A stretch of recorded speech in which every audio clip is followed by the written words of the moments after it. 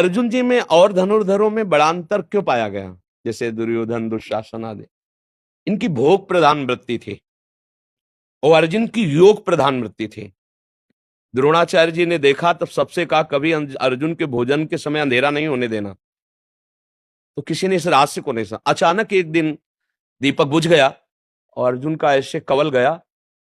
अभ्यास, अच्छा मतलब बिना देखे भी निशाना भेदा जा सकता है अभ्यास से। शुरू हो गए और साथ में साधना और आश्रय उनके जीवन में श्री कृष्ण। तो विजय श्री उनके चरण चूमती, सर्वश्रेष्ठ धनुर्धर।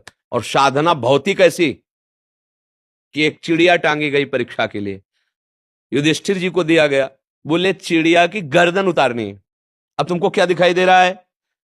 हम दिखाई दे रहे हैं, वृक्ष दिखाई दे रहा है। बोले हाँ गुरुदेव आप भी दिखाई दे रहे हैं। बोले रख दो धनुष, रख दो, चलो। सबसे किसी को डाल, किसी को। अर्जुन को खड़ा किया, लक्ष्य वेदना है। क्या दिखाई दे रहा है? हम दिखाई दे रहे हैं? नहीं। वृक्ष नहीं, डाल नहीं, चिड़िया नहीं, तो दिखाई क्या दे रहा है? केवल गर्दन। छुर धारा से तत्काल उसको उड़ा दिया। ये अभ्यास है, खान पान का संयम, साधना, भगवान का नाम जप आदि और अभ्यास। तो वो हमारे सुकृत बढ़ते हैं और सुकृत प्रकाशित हो जाते हैं। देखा जाता है कल एक आदमी बहुत ही निम्न स्तर का जीवन व्यतीत कर रहा था, आज वो राजा महाराजाओं जैसा जीवन व्यतीत कर रहा है। तो क्या हुआ? उसके सुकृत बढ़े और पूर्व के सुकृत मिल गए, आगे बढ़ गया।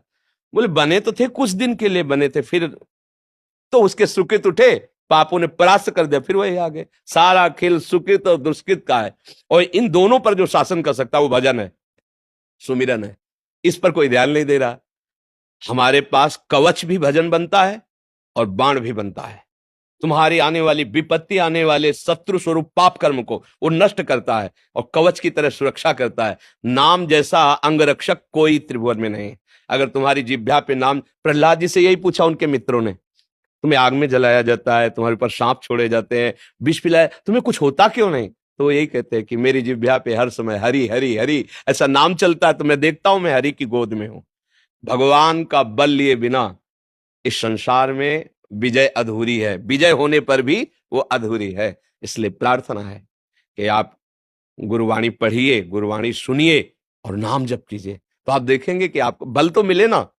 भौतिक बल से आप पूर्व प्राप्त प्रारब्ध को नहीं काट सकते, ये पक्का सो। उसके लिए आध्यात्मिक बल चाहिए, भागवतिक बल चाहिए, निश्चित बदल जाएगा। हम कोई पशु थोड़ी कि प्रारब्ध भोग भोगने के लिए पैदा हुए हैं।